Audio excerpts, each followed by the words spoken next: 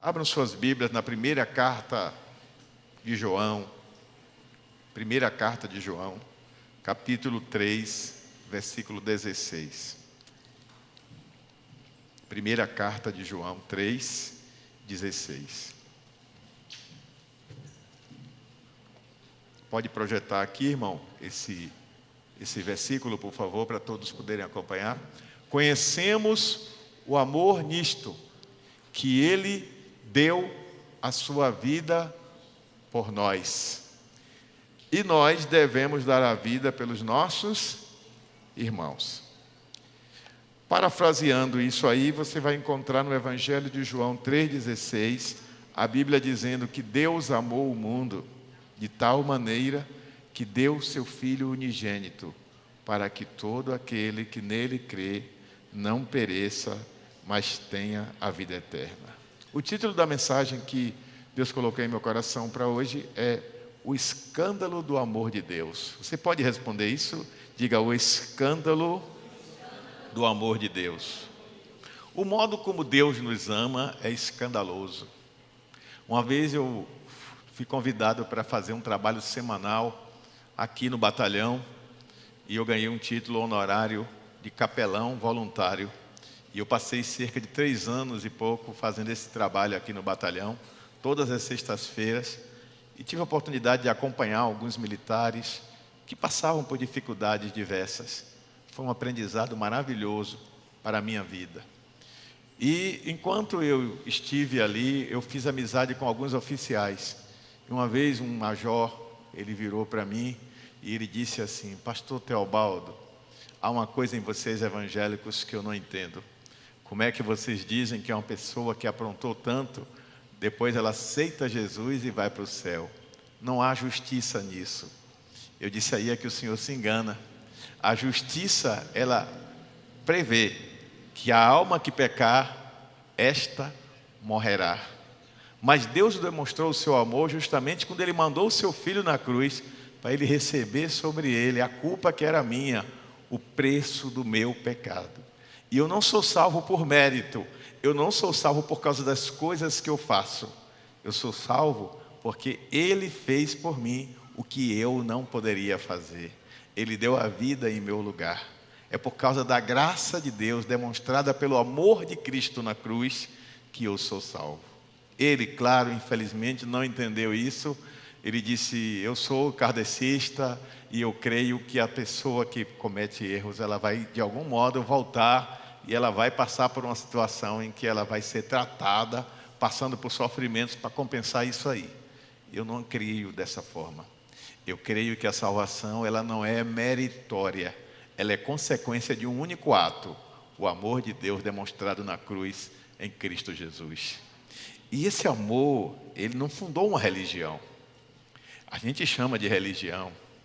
Ontem eu fui fazer um casamento em Petrolina e conheci um cidadão de uma outra denominação, que ele era o juiz de paz, e ele disse: nós, os religiosos, ele começou lá um discurso em cima do conceito de religião. Religião vem do latim religare, que quer dizer religar. É uma tentativa vã do homem se religar com Deus através dos seus rituais, dos seus meios de sacrifício, como se isso fosse a forma do homem se conectar com Deus. Isso produz no indivíduo um sentimento de conexão baseado na experiência emocional, do êxtase, do intelecto, mas a espiritualidade genuína, ela é gerada no Espírito, pelo Espírito de Deus. Foi Jesus quem disse isso. Ele disse que Deus é Espírito e os seus adoradores devem adorá-lo em Espírito e em verdade. Ele disse isso a quem? A uma mulher samaritana. Vocês sabem que o reino de Israel foi dividido em 2, reino do norte, reino do sul. E o reino do sul tinha o templo, o reino do norte não tinha templo. Então eles começaram a adorar nos montes, para que o povo não tivesse que ir para o reino do sul, que é onde ficava Jerusalém. E acabou com o tempo criando uma desconexão com a verdadeira espiritualidade que estava presente ali em Jerusalém. E quando Jesus encontra com essa mulher, ela está presa aos rituais que eram praticados ali pela elite religiosa do reino do norte. E quando ela começa a falar desses rituais, ela diz: agora eu estou entendendo, o Senhor está me dizendo que é em Jerusalém o lugar de adorar. E aí Jesus rebate e diz: não, mulher, a hora vem e já chegou, em que os verdadeiros adoradores adorarão o Pai, mas em espírito e em verdade. E Jesus estabelece ali um marco, um princípio básico de que a adoração é uma conexão espiritual do meu espírito com o Espírito de Deus. E é por isso que a Bíblia vai dizer que o Espírito Santo, ele testifica com o meu espírito que eu sou filho de Deus. Então, se Deus é espírito e eu, em essência, sou espírito que habita num corpo que um dia vai virar pó, mas a minha essência é o espírito, então significa que esse meu espírito precisa se desenvolver cada vez mais até chegar à perfeição em Cristo Jesus. Nessa terra, nenhum de nós vai alcançar essa perfeição, porque somos imperfeitos. Então, por que perseguimos a fé? Por que perseguimos esse modelo de perfeição? Porque à medida que tentamos imitar a Cristo e mais nos parecemos com Ele, mais nos aproximamos do ideal para o qual Ele nos colocou aqui na terra. E para que foi que Deus nos colocou aqui na terra? A Bíblia diz que Deus colocou você e eu aqui na terra para o louvor da sua glória. Efésios capítulo 1 vai mostrar que foi para o louvor da glória de Deus que eu fui criado. E como é que isso se manifesta? Através do amor de Deus em minhas ações. Então, o amor de Deus, ele se torna um escândalo, porque a Bíblia diz que a mensagem da cruz é loucura para os que perecem. Aqueles que não têm o conhecimento espiritual, eles não entendem o amor de Deus. Como é que Deus manda Jesus morrer por um povo imprestável, um povo cheio de ódio, um povo cheio de violência, um povo cheio de mentira e trapaça e corrupção, infidelidade de todo tipo? Por que Deus manda Jesus morrer por esse povo? Porque Deus não tem amor. Você sabia que Deus não tem amor? Diga para a pessoa do seu lado: Deus não tem amor. Diga: Deus é amor. Ser é muito mais do que ter. Porque o ser tem a ver com a essência. O ter tem a ver com a posse. O que é posse pode ser tirado, mas o que é essência é parte de você. A essência de Deus é que Deus é amor. E é por isso que quando você tem uma conexão espiritual com Deus, logo você tem uma conexão com o amor de Deus. E aí a Bíblia vai esclarecer isso de uma maneira muito clara, quando a Bíblia diz assim: aquele que não ama, não conhece a Deus, porque Deus é amor. Eu tenho uma facilidade incrível, quando eu estou num ônibus ou em outro lugar, que alguém está com aquele cheiro do desodorante vencido, né? E eu tenho uma facilidade incrível para eu sair daquele lugar e parece que o cheiro transportou para mim. Eu me cheiro e eu absorvo, não sei o que é. Mas quando a gente abraça uma pessoa perfumada, uma pessoa que tomou um banho, que se perfumou com um perfume gostoso, a gente sai com o cheiro daquela pessoa. A Bíblia diz que nós temos que exalar neste mundo o bom perfume de Cristo. E o bom perfume de Cristo nada mais é do que a manifestação da vida de Cristo em nós. E a melhor forma de expressar a vida de Cristo em nós é o amor. Ele disse isso quando ele disse assim: olha, amarás ao Senhor teu Deus acima de todas as coisas, e ao teu próximo como a si mesmo. E fazendo isso, cumprireis a lei e os profetas. Traduzindo, a síntese desse livro aqui todinho está nisso: amar a Deus sobre todas as coisas, amor vertical, amar o próximo como a si mesmo, amor horizontal. Quando você entende que a essência de tudo está no amor, aí você vai para Coríntios 13.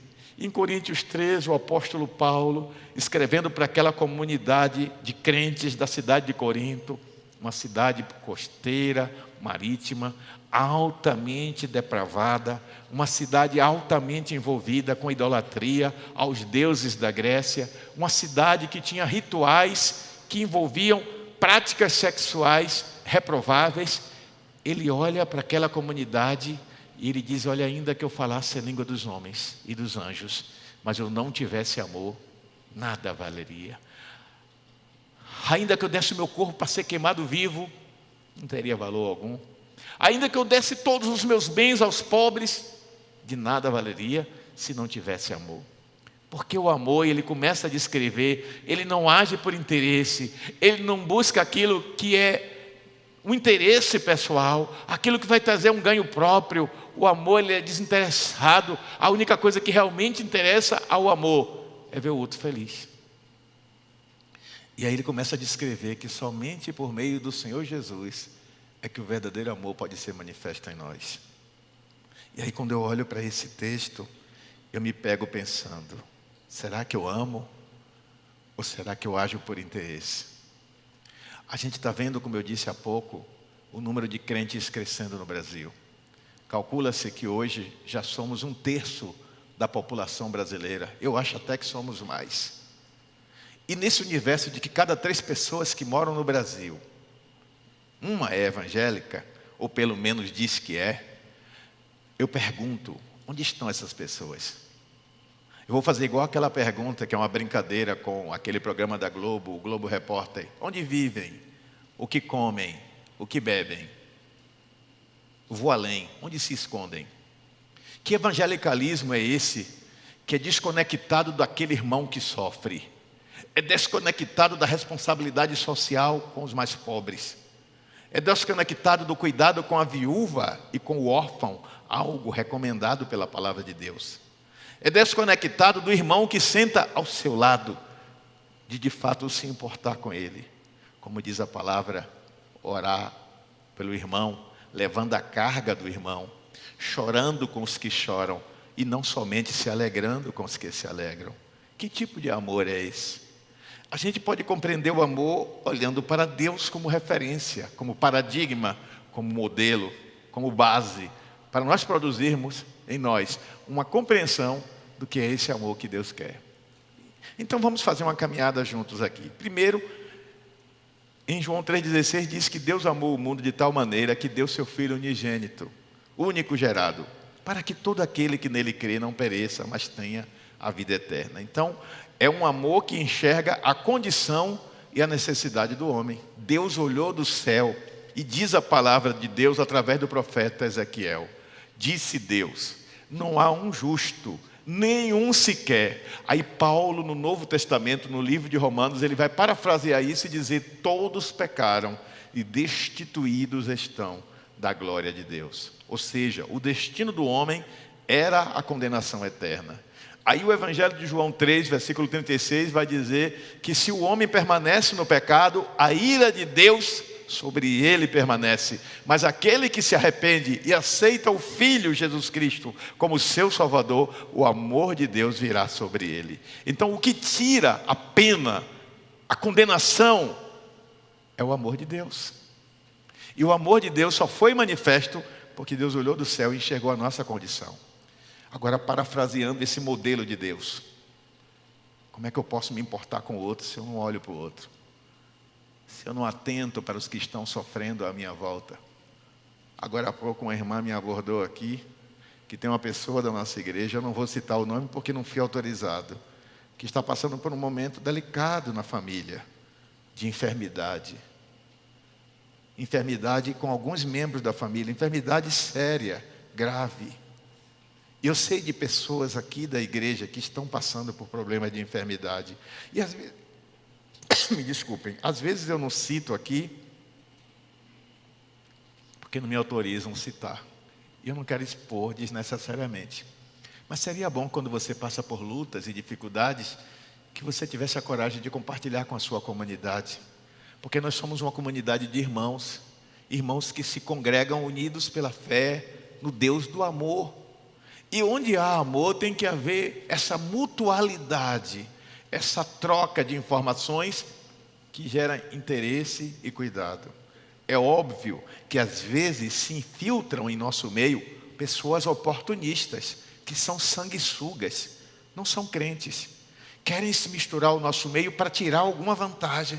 Eu lembro quando eu fiz um trabalho de evangelização durante alguns anos na casa de detenção de Juazeiro, que a gente ganhou algumas almas para Jesus. E um desses que nós ganhamos, a mãe dele era da Assembleia de Deus, lá em São Paulo, e pediu que eu o acolhesse, até ela mandar o dinheiro para ele ir embora. E eu o acolhi em minha casa. Eu não sabia muita coisa sobre ele. Eu sabia que ele tinha rendido a vida a Jesus, que era um jovem de menos de 30 anos, e que tinha participado de um assalto, e que estava arrependido. Era o que ele dizia. Ele tinha aparência de piedade, ele tinha a linguagem de quem estava arrependido, ele dava sinais de arrependimento. E eu botei dentro da minha casa, com a minha esposa, com meu filho pequeno. Foi um ato imprudente da minha parte, porque há uma diferença entre ter amor e ser imprudente. A Bíblia diz que nós temos que ser simples como a pomba, mas prudente como a serpente. Entretanto, eu coloquei esse rapaz, e um dia almoçando, ele disse para minha esposa, ele não disse para mim, que ele não tinha só um crime de assalto, ele tinha crime de morte também. E quando eu soube disso, eu me assustei, e de noite eu não dormia, vigiando. Eu vivia o dia parecendo um zumbi, porque eu passava a noite acordado. Até que ele foi embora, tomou o rumo dele. Mas ele me contou uma coisa que foi interessante. Ele me deu nomes. Ele disse, eu vou dizer uma coisa ao senhor. Porque o senhor é uma pessoa boa, o senhor gosta de ajudar as pessoas. Abra seu olho, pastor. Não acredite em todo mundo, não. Sabe fulano, que o senhor está evangelizando lá? Quando o senhor sai de lá, ele tira onda com a sua cara. Ele faz gozação com o senhor. Ele zomba dos irmãos da igreja. E ele me contou outras coisas que ocorriam. E ele disse, ali de crente só tem fulano e Beltrano. Só tinha 2, gente. E a gente tinha vários lá que a gente acreditava que eram convertidos. Na nossa frente tinha um comportamento de convertido. Mas eu disse para ele uma coisa. Eu disse, olha, se eles estão enganando apenas a si mesmos. Eles não estão me enganando, porque eu estou cumprindo o meu propósito. Eu estou levando a mensagem do amor de Deus. Eles não estão enganando a Deus, porque Deus sabe de todas as coisas. Eles não estão enganando vocês, os colegas, porque eles tiram a máscara e mostram o que eles são. O que eu estou tentando dizer é que levar a mensagem do amor de Deus requer prudência para os oportunistas e enganadores, mas não pode, em hipótese alguma, anular em nós essa empatia espiritual. Empatia é a capacidade de se identificar com a dor do outro. E nós precisamos desenvolver uma empatia espiritual que nos leve a estarmos mais próximos. Há uma linguagem que eu às vezes uso, até o novo Papa Católico usou essa linguagem, que é sinodal. Uma igreja sinodal é uma igreja que caminha junto. Essa palavra grega, sinodal, tem a ver com caminhar junto. Caminhar junto no sentido de levar a carga junto, de sofrer junto, de vibrar junto, de se alegrar junto, de lutar junto. Porque nós somos uma comunidade, e comunidade vem de comum, e comum é como um, e nós somos como um só povo, servindo a um só Deus, dentro de um só propósito. Então a primeira coisa que Deus fez foi olhar a necessidade do homem, e Ele providenciou uma solução. Segundo ponto, é que esse amor que vem ao encontro do homem, ele vem com solução. A Bíblia diz em 2 Coríntios 5,18, e tudo isso provém de Deus, que nos reconciliou consigo mesmo, por Cristo, e nos deu o ministério da reconciliação. Deus leva seu amor até nós, Ele não espera que nós o mereçamos. Você está pensando que você é salvo porque você merece? Isso não é bíblico, isso não é uma crença cristã. É errado pensar isso. Eu estou salvo porque Deus sabe, eu deixei de fumar, eu deixei de beber, eu deixei de me prostituir. O cachorrinho lá de casa se chama Luke. Ele não faz nada disso e ele não vai para o céu. Você não vai para o céu por causa das coisas que você deixou de fazer. Você não é salvo porque você adotou algumas regras morais, comportamentais. Você é salvo porque se arrependeu dos seus pecados e reconheceu em Cristo Jesus a única fonte para a sua salvação. Fora de Cristo não há salvação. Fora da cruz não há salvação. É preciso olhar para a cruz, não o objeto de madeira, mas a cruz no sentido do símbolo espiritual, do sacrifício de Deus na pessoa do Filho Jesus Cristo. Deus morreu na cruz? Não. Mas o Filho que se fez carne morreu como homem, para que Ele pudesse ser o Redentor dos homens. Ele se fez carne, diz a Bíblia, e habitou entre nós. E vimos a sua glória como unigênito do Pai, o único gerado pelo Pai. E Ele morre por nós, mas Ele ressuscitou. Dê um glória a Deus. Ele ressuscitou e Ele está vivo à direita de Deus Pai. E o mais extraordinário, Ele vai voltar. É nisso que está baseada a nossa fé, no sacrifício da cruz, na ressurreição de Jesus e na sua volta. O sacrifício de Cristo na cruz me deu a salvação. A ascensão de Jesus aos céus me deu representatividade. Eu tenho um representante no céu. Ele representa a raça humana. E a Bíblia ratifica, confirma isso quando ela diz que há um só mediador entre Deus e os homens, Jesus Cristo, homem. Então a Bíblia está confirmando que tem um representante que intercede por nós. E a Bíblia diz que ele vai voltar. Não mais para ser humilhado, para ser morto, mas ele vai voltar como um poderoso juiz. Ele vem para julgar. E a Bíblia diz que os escolhidos, ele dirá: vinde benditos do meu Pai para o reino eterno. E aí nós vamos ser conduzidos àquilo que a Bíblia chama de o reino do Filho do seu amor. O reino que foi criado para absorver os que creem, os que se rendem ao senhorio dele, ao amor dele. Fora do amor de Cristo não há como o homem ser salvo. Porque na dimensão espiritual, o universo inteiro entrou em desordem quando o pecado se introduziu. A Bíblia diz que a criação aguarda com grande expectativa a manifestação dos filhos de Deus. É inconcebível imaginar outra forma de salvação que não seja através da autoria de Jesus Cristo. Quando você olha para a criação, você contempla o universo.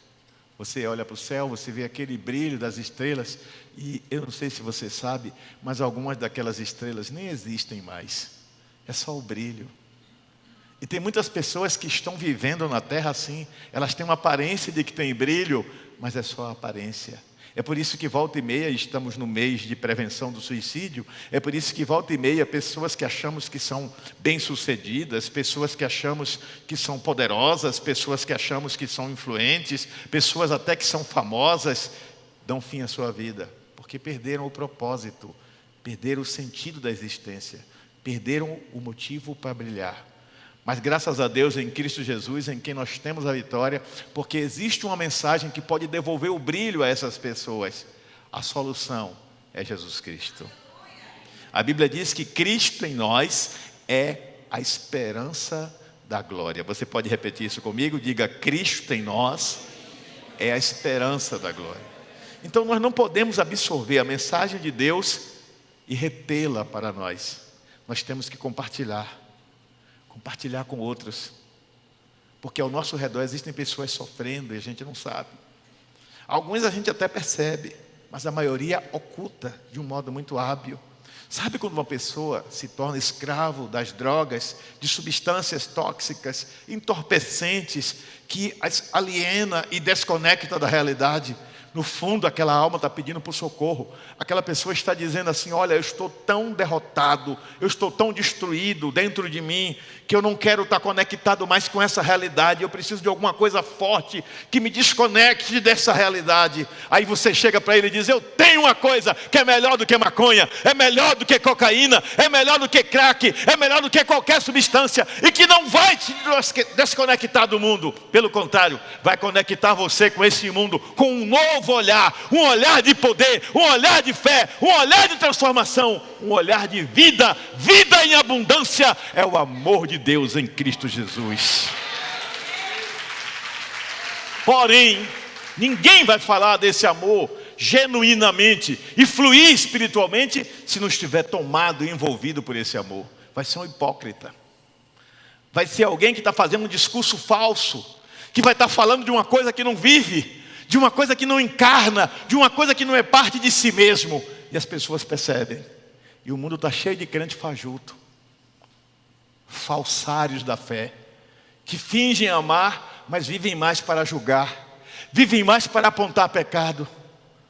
Deus está em busca de homens e de mulheres que enxerguem o pecado. Prestem atenção no que eu vou dizer.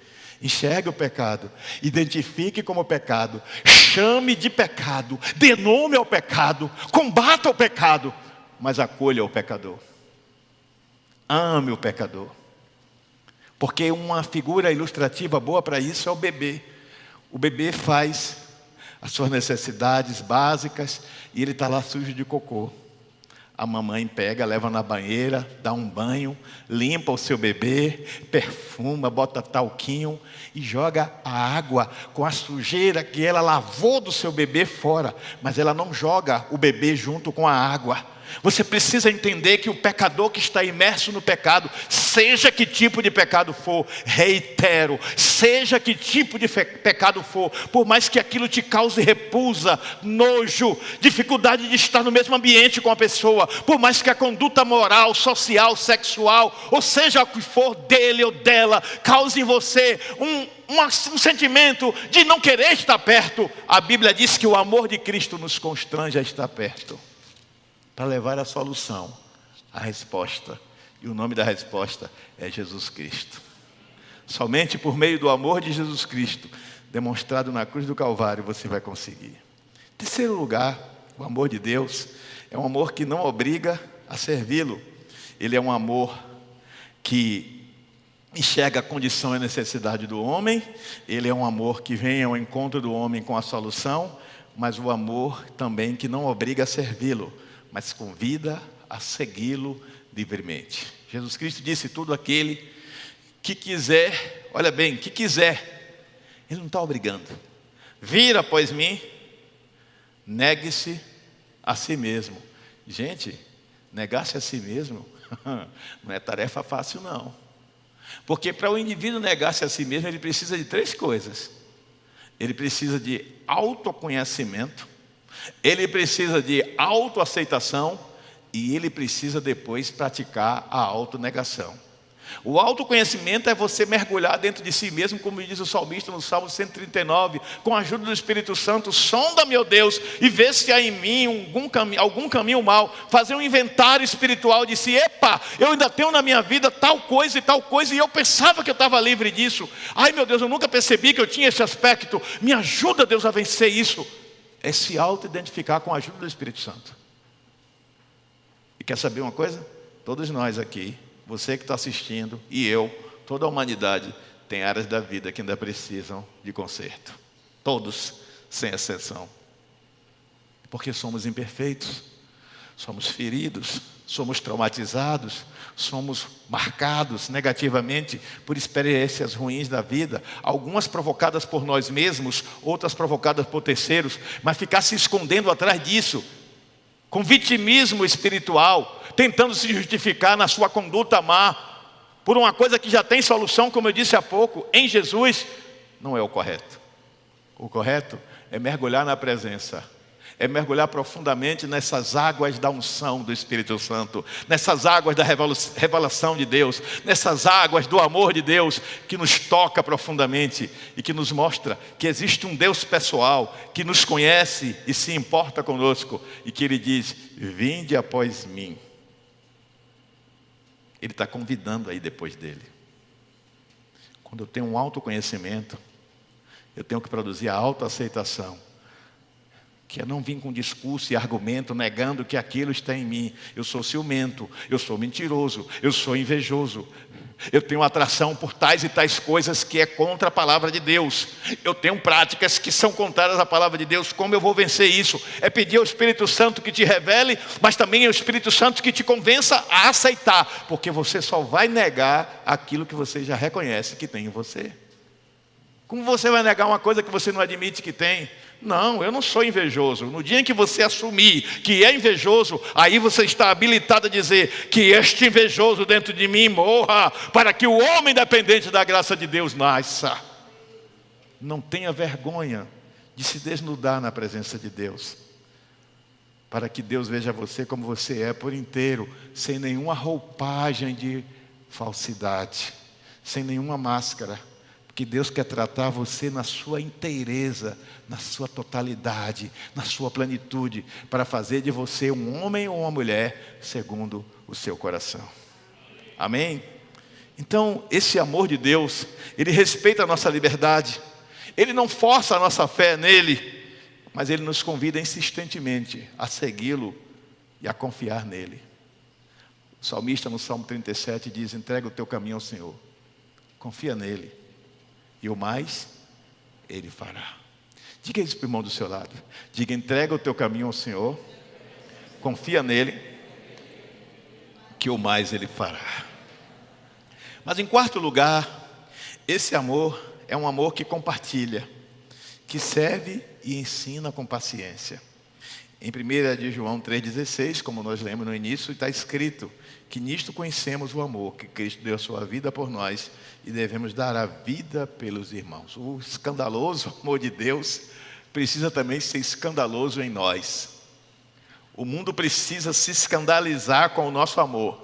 Eu estava assistindo um vídeo no Instagram que mandaram para mim e eu fui verificar, que eu gosto de verificar que tem muita mentira, né? O povo bota muita mentira e eu verifico, mas é verdade o que eu vou dizer aqui agora. Um homem matou o filho de outro homem nos Estados Unidos. Quando o pai soube da morte do filho, seu filho único, ele ficou arrasado. Ele já tinha perdido a mulher, só restava o filho, e um assassino tirou a vida do seu filho. Ele ficou arrasado. Ele foi para o quarto orar. Enquanto ele orava, o Espírito Santo disse: vá ao encontro do assassino e libere o perdão sobre ele. Quantos de nós fariam isso? Como é que um ser humano libera o perdão sobre o assassino de seu filho se não for movido pelo amor de Deus? Me explique. Somente o amor de Deus pode operar de verdade esse milagre, não é mesmo? Ele foi até a prisão, identificou o homem que foi condenado a muito tempo de prisão, e esse homem, ele pediu uma audiência e o homem não queria, ele insistiu, porque o homem soube que ele era o pai do homem que ele tinha matado. E quando chegou ali, ele levou uma Bíblia, ele deu uma Bíblia para esse homem, e ele disse: olha, eu vim lhe dizer que o que você fez é hediondo, é um crime hediondo. Você tirou o que eu tinha de mais precioso. Você tirou o meu filho. Mas eu tenho uma coisa para te dizer: meu filho era crente e meu filho está salvo. Meu filho vai ressuscitar no último dia. Meu filho vai se encontrar comigo. Meu filho vai para o céu. Mas eu vim te dizer que eu te perdoo e eu gostaria que você também fosse para o céu. E começou a pregar para o rapaz. O rapaz não aceitou, não converteu, mas ele pediu permissão para ficar indo ver aquele rapaz. Ele começou a ir na prisão visitar o rapaz. E o rapaz aceitou a Jesus. E o rapaz ficou tão grato pelo amor de Deus demonstrado através daquele pai. Ele ficou tão arrependido e quebrantado que ele disse: eu tenho que compensar de alguma forma. Eu vou começar a evangelizar os presos. Eu vou encurtar a história porque é longa. Esse rapaz criou um ministério de evangelização dentro das prisões dos Estados Unidos. E tudo começou com o amor de um pai que soube liberar perdão.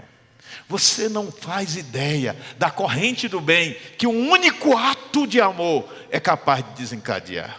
Você pratica um ato de bondade movido pelo amor de Deus, e aquela pessoa que teve um dia péssimo, um dia horrível, horroroso, cheio de coisas ruins, que se deparou com pessoas mal-humoradas, ela de repente vê um ato de amor, um ato de bondade vindo de você, um estranho, e no primeiro momento a alma dela rejeita: essa pessoa quer alguma coisa de mim, e ela tem repulsa, mas você deixou impactada aquela pessoa pelo amor de Deus. Ela vai chegar em algum momento, porque a alma humana foi feita para isso, a reciprocidade vai fluir nela em algum momento. Eu nem sei porque é que aquela pessoa fez isso por mim, mas ele às vezes nem crê em Deus ou ela. Deve ser o universo falando comigo, que agora aprenderam essa, né? Não fala Deus, é o universo. Chame do que quiser, mas é Deus. Já que o universo fez uma coisa boa para mim, eu também vou fazer uma coisa boa. Vou ajudar essa pessoa aqui.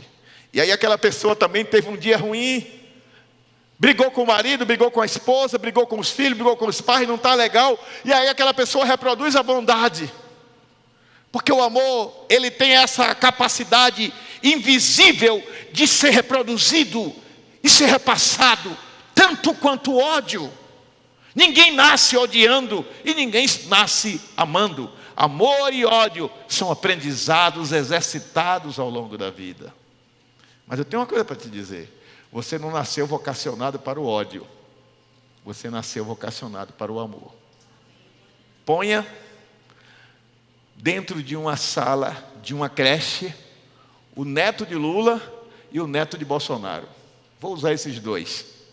Eles não estão nem aí para os avós. Eles vão brincar, vão se divertir, porque eles não têm ódio. Ponha lá o neto de Trump e o neto de Putin e o neto do presidente da China. Eles vão brincar e vão se divertir, sendo crianças pequenas. Mas à medida que as crianças crescem, elas são ensinadas a delimitar relacionamentos. Acontece o mesmo com os crentes. Alguns crentes são ensinados a odiar e ter repulsa por pessoas. Olha, cuidado com aquele ali, ó, é gay. Misericórdia, é gay, não quero nem pegar perto. Olha, cuidado com aquele ali, ó, é do candomblé. Misericórdia, não quero nem chegar perto. Olha, aquele ali é muçulmano, aquele ali é budista. E à medida que você começa a rotular as pessoas, você não enxerga mais pessoas, você enxerga rótulos. E quando você enxerga rótulos, você não é mais uma fonte fluente do amor de Deus. Você é uma resistência àquela pessoa que, entre aspas, supostamente é seu inimigo, seu adversário. Eu quero dizer que você só tem um inimigo, o nome dele é Satanás. Mas você tem que amar as pessoas, para que, vendo o amor de Deus em sua vida, elas glorifiquem ao seu Deus que está nos céus. Você foi chamado e vocacionado para amar. Portanto, ame. É difícil? Não. É só você querer. É uma escolha. Eu tenho uma metáfora que eu uso para isso, muito clara. Imagina que alguém tem diabetes e passa em frente de uma loja de doces, uma doceria, e está lá os doces que você mais gosta. Mas o médico te disse, se você comer doce, sua taxa de açúcar vai subir e a coisa vai ficar feia para o seu lado. Você está cheio de vontade de comer doce, mas você se controla, porque a sua vida, a sua sobrevivência é mais importante. Quando você ama as pessoas, de verdade, você supera os obstáculos, as dificuldades. Quando eu fui secretário municipal de ação social, nós tínhamos que entregar cestas básicas através do Centro de Referência de Assistência Social, os CRAS, às pessoas em estado de vulnerabilidade social, os mais pobres. E muita gente me ligava, me mande uma cesta, eu quero uma cesta. Eu dizia, olha, tem que ser segundo a lei. E a lei diz que é os mais pobres, mais necessitados. Muita gente ficou com raiva de mim, teve pastor que ficou chateado comigo. Um pastor me pediu 30 cestas, eu disse, eu não posso. A lei manda ser dessa forma, assim, assim. Tem que ser os mais pobres. Aí um dia um pastor descobriu que um pessoal que frequentava um terreiro de candomblé, que mora lá para o lado do Quidé, mais lá do Daria, um pessoal muito pobre, mas muito pobre mesmo, estava passando fome, literalmente. E eu pedi que o pessoal técnico do CRAS fosse lá e fizeram toda a constatação técnica que realmente eram pessoas em estado de extrema pobreza e eles receberam cesta. Esse pastor descobriu, para os candomblezeiros você tem cesta, mas para os seus irmãos de fé você não tem. Infelizmente é essa visão que as pessoas têm, porque as pessoas que ele queria que desse cesta, todas estavam trabalhando de carteira assinada, todas tinham sua renda. E eu estava falando de pessoas que não tinham renda, que não tinham emprego e que estavam passando fome. Eu peguei uma pessoa um dia, botei dentro do carro e disse, eu vou te mostrar um lugar. E levei lá na Malhada da Areia, na casa de uma mulher que morava, sem mentira nenhuma, num cômodo que era menos da metade desse palco onde eu estou. Morava a mãe, o filho de 8 anos, o filho de 17 e a namorada grávida. Botaram uma cortina para separar. E o Bolsa Família que ela recebia era a conta de pagar o aluguel desse espaço. Ela era catadora.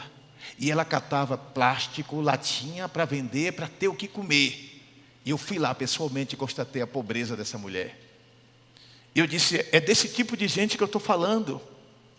Onde está a sensibilidade das pessoas? Porque nos tornamos egoístas. Quando foi que desistimos de sermos os cristãos que Deus nos chamou para sermos? A Bíblia diz que havia tanto amor, mas tanto amor na igreja primitiva, que eles davam o que tinham para socorrer os irmãos necessitados. Eu não sei se vocês já leram a história, mas no início da fé cristã, Jerusalém passou por uma grande fome. E a igreja se tornou um lugar de referência do amor de Deus, a ponto de Barnabé vender a propriedade que ele tinha, que era grande, e ele doou tudo para os pobres.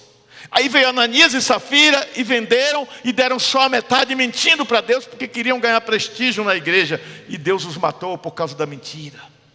E está cheio de mentirosos hoje, dizendo eu amo o meu próximo, e que tem a oportunidade de ajudar, mas não ajuda. Assim como também tem os mentirosos interesseiros que se infiltram na igreja para tirar vantagem, dizendo depois, cadê o amor? E cadê o amor em você?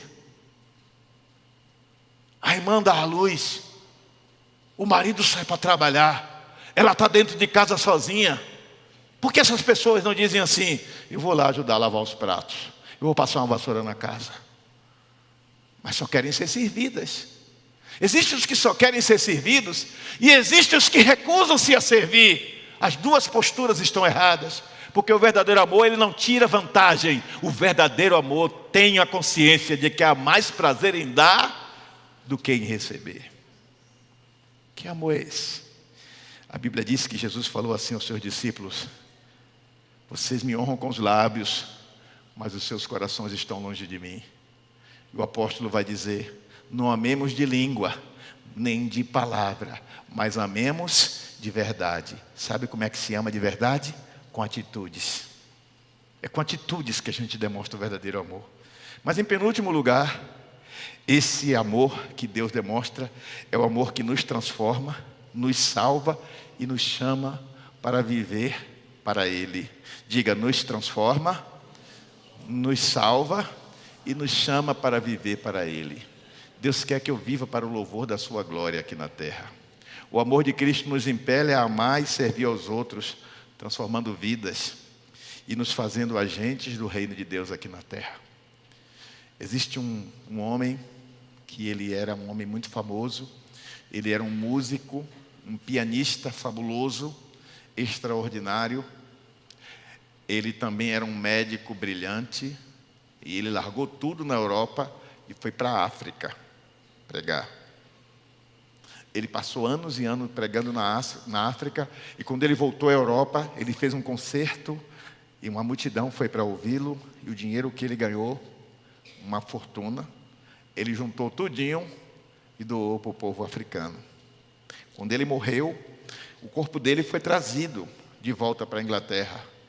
Mas os africanos abriram o corpo dele, tiraram o coração e enterraram no meio da floresta. E disseram: o corpo dele pode voltar para a Europa, mas o coração dele pertence à África.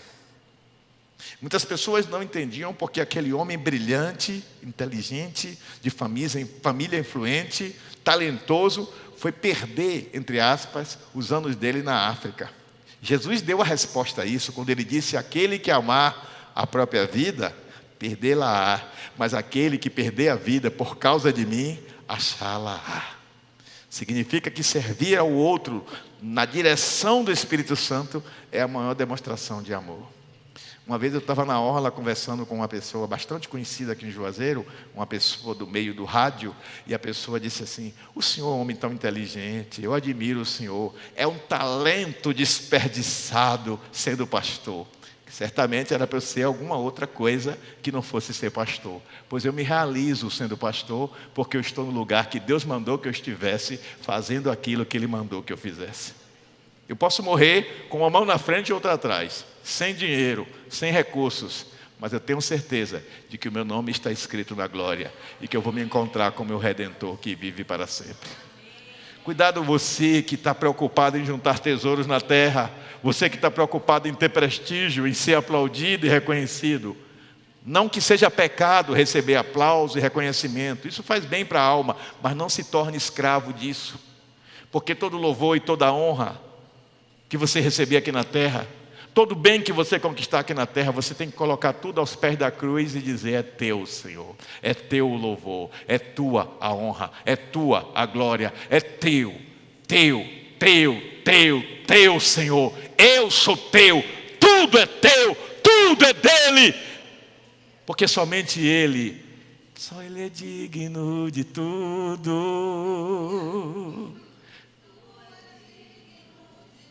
Só Ele é digno. Somente a Ele toda a honra e toda a glória. E quando você canta aquela música e diz assim: a Ele a glória,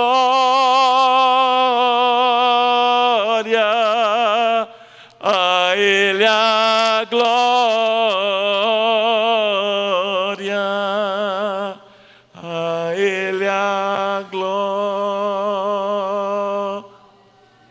Não preocupe-se se o irmão do lado está cantando assim: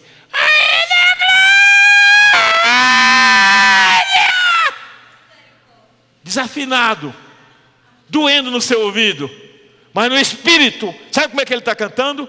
Mais perfeito do que qualquer um de nós, porque é uma adoração sincera, genuína. O ouvido de Deus é aguçado, Deus ouve com o ouvido do espírito, Deus não ouve com o ouvido do homem. Lembra da história que eu contei a semana passada, semana retrasada, uma mensagem do poeta que chegou na reunião do seminário e recitou o Salmo 23 bonito, e todo mundo aplaudiu de pé. Aí veio o velhinho, que era o zelador lá, gaguejando, não conseguia nem falar direito, falando errado. E quando ele terminou, ninguém levantou, ninguém aplaudiu de pé. mas estavam todos cabisbaixos, chorando.